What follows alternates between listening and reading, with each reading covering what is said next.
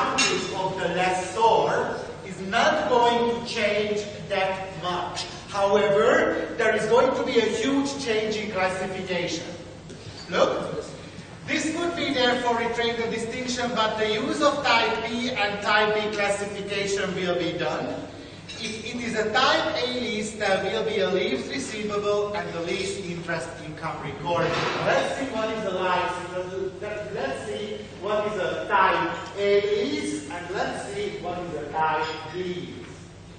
Now, if the lessee is expected to consume more than a significant portion of the underlying asset, there is going to be a so-called type A lease. Can you tell me typically what is that? Typically, what is that? If you consume, expect more than the insignificant portion of the underlying asset. That's a typical current finance lease. Okay? So every time when you do not property, but some kind of machine or something like that. In the other situation, when it's a type B lease, we are saying that you are not expected to consume more than the insignificant portion of the underlying asset.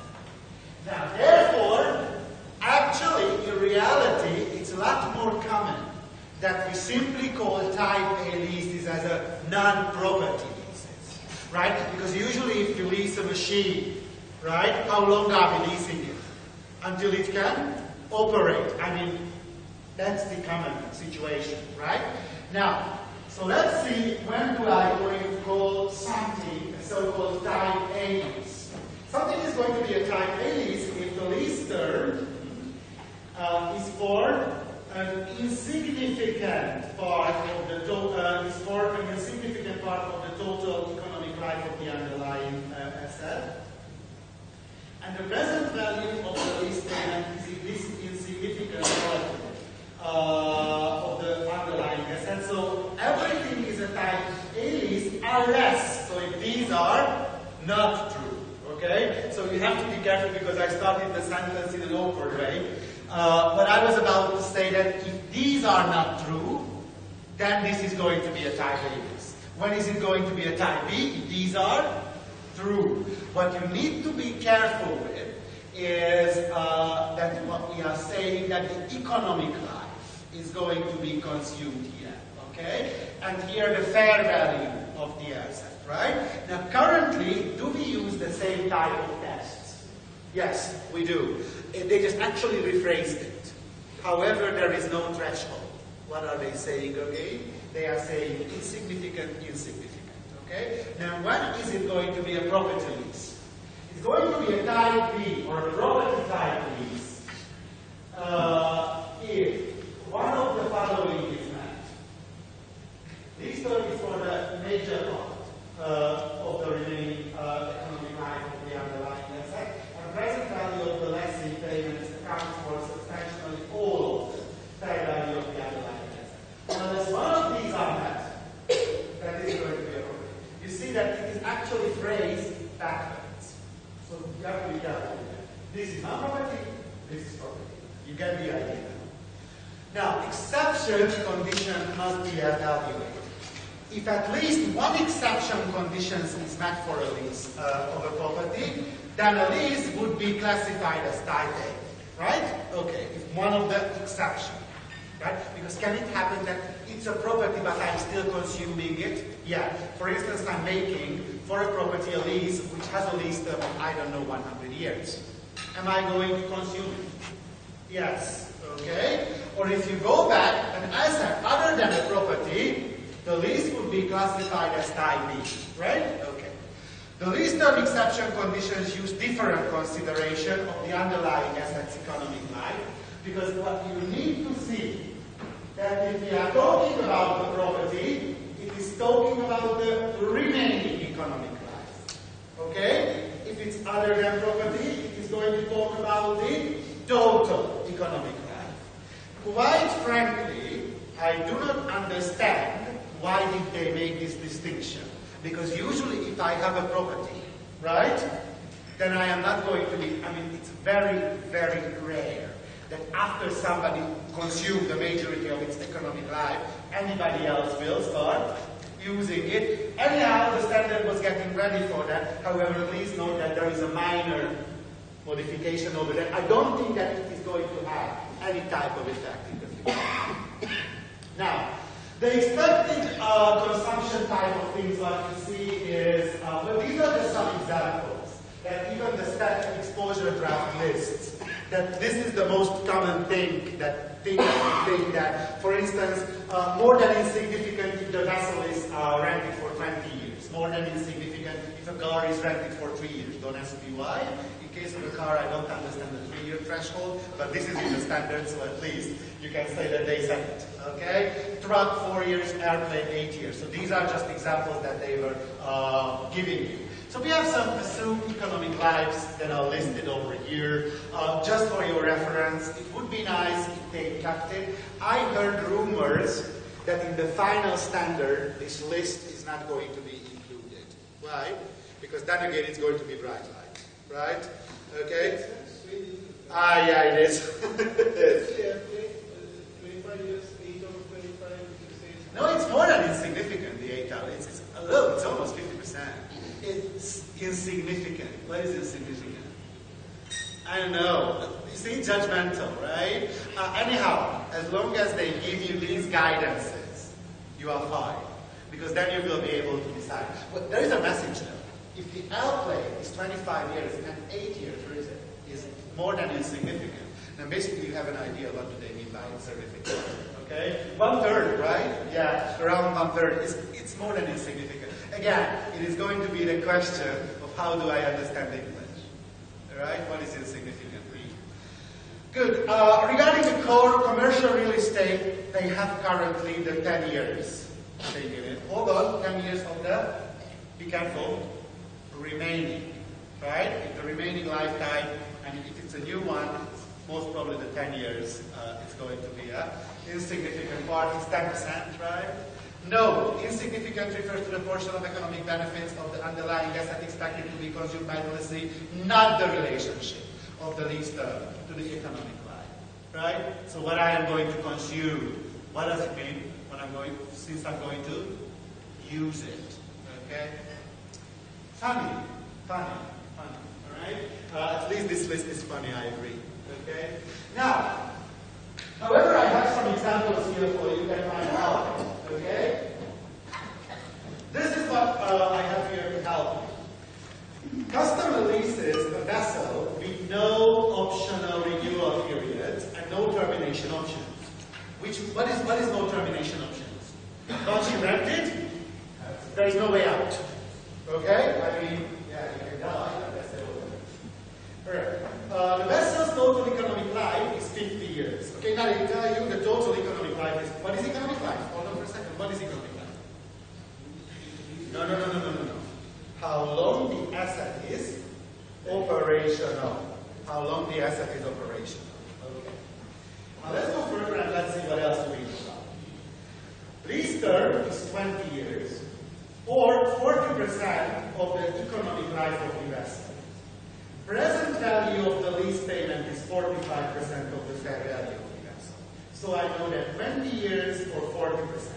Now, this is going to be a type A lease. Why is it going to be a type A lease? Because I am consuming more than the insignificant, basically of both, right? Because the lease term is more than the insignificant part of the total economic life of the vessel. Look, 20 years compared to 50, it is more than insignificant. And the same is true, the 45% actually is going to be more than insignificant enough. Let's see the next one. Lease term is 2 years compared to what? Compared to the 50 years.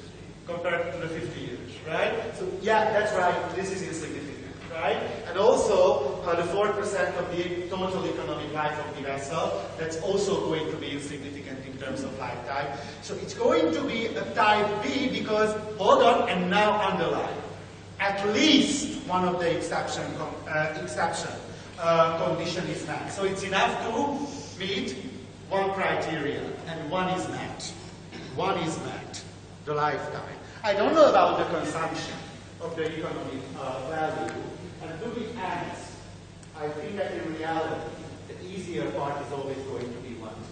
The lifetime. Look, there we are going to have a pretty clear idea of what to do. Do you consider sublease options? Do you consider what? Sublease. The sublease option actually is not considered over here. What you are considering if you are going to consume it, right? And therefore no. Okay? And actually here there is no option to terminate or anything. Or you say that maybe you can give it to sublease to somebody else. No, I wouldn't say that. Because the rule is this.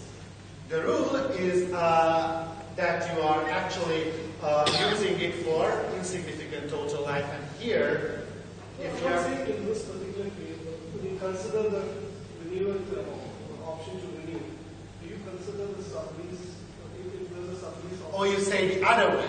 Yeah. Okay, of course then yes, because basically it's not you who are using, but it's in your term it's going to be a type A or type B lease depending on what you are doing. If you not use yourself, but you give it to somebody else. But that's actually, I think that's the same what we do currently. We also consider what? The subleases if they are actually virtually certain of they are already existing. So yes, I would, in case if there is no termination option and then you will give it to somebody. Yeah, I would do. Now let's see the second one. What we know is that the customer leases a building with no optional renewal periods and no termination option. So once again, it's a pretty clear thing. The remaining economic life, hold on, see, it's the remaining economic life, right? Why? Because this is a property. The remaining economic life is 40 years at the lease commencement. The building is new at the commencement. The lease term is 10 years or 25% of the remaining economic life of the building. Present value of the lease payment is 33% of the fair value of the building. Now let's see what would be a type B lease. If any of these conditions would met, then it would go to A when I'm consuming the majority. Let's see. Lease term is not for the major part of the remaining economic life of the asset. Hold on for a second. How much do I consume? 1/4. So it looks that at least whoever made this example knows that the 1/4 is not the major. Right? It's not the major. Okay? Look, I know it's very judgmental. Where is the line? Previously it was easy. Why? 75% and 10%. Right? I mean 75 and 90 from the other side instead. Right? Present value of the lease payment is not substantially all of the fair value of the asset. Well, that is true. That is true because I'm only doing 33%. That's basically not judgmental. Okay? Now, let's see the next one. The building is 29 years old and its remaining economic life, therefore, is 11 years at the lease commencement. Okay. The lease term is 10 years or 91% of the remaining economic life of the building. Well, no question. No question. Am I doing the majority of the remaining life? Yes, the lease term is the major part of the remaining life. So if you go under which part? Okay? Totally judgmental. Totally. But don't worry, because both of the situations will end up at the same way. Why? Because whenever I account for type B leases, actually it's going to be very similar to what we do today for operating leases. Which means that the lessor will not derecognize the asset. So, well, in other words, we continue to recognize the underlying asset. And no lease receivable or residual assets would be recognized. What are we doing then? We are going to recognize the lease payment over the lease term, either straight line basis or something else is more probable, then I will do that one. Okay? So basically type B lease, what is type B for? Usually for property. Okay? What we do is what we do right now, we just renamed it. Okay? We call it type B. Hold on for a second. Only property can fall over here. No, you remember my conditions. Majority of the lifetime, substantially like the fair value. Okay? The short-term lease, the short-term lease is exception from everything. Short-term lease is only, who is going to do that? Both sides. I will do it as an expense if I rent. You will do it as an income as you get the money. And are you going to still recognize the asset? Yes. Short-term, so under the 12 months is only income statement. So no considerations in the balance sheet. So the asset, whoever letting you, so whoever is the lessor of the short-term lease, will keep showing the asset? Sure. Of course, I didn't say that, but that's okay. Okay? Okay. Now, how are we going to present if I'm a lessor? In the balance sheet, if I have a type A lease, which is basically currently the financing lease, I will show a lease asset. Hold on. Don't get confused. I hate the standard for that, because this is confusing. That's not really a lease asset, it's really a lease receivable. They just renamed it lease asset. Because in case of the type A, this is when the other party is using the majority, right? Or more than insignificant. And what you need to remember, the lease receivable could be presented separately from each other or presented together and disclosed in the notes. Alright? So maybe you can do like, if you have two leases, you have two lines of the lease receivable. That's highly unlikely that anybody would do this in the balance sheet.